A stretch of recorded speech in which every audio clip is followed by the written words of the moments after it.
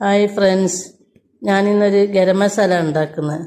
അതിനു വേണ്ടി മസാലകളെല്ലാം എടുത്ത് തക്കോല, ഏലക്കായ്, കറാമ്പ്, കറുവപ്പട്ട, സാജീരകം, പെരിഞ്ജീരകം, നല്ല ജീരകം എല്ലാം ആദ്യം മസാല എല്ലാം ഒന്ന് ചൂടാക്കിയെടുത്ത്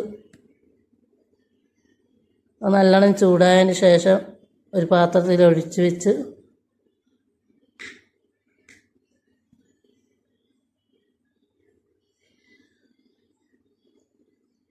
രണ്ടാമത് ജീരകങ്ങളെല്ലാം ഇട്ട് വറുത്തെടുത്ത് നല്ലപോലെ വറുക്കരുത്, ഒന്ന് ഞെരിയുന്ന രൂപത്തിൽ ചൂടായാൽ മതി.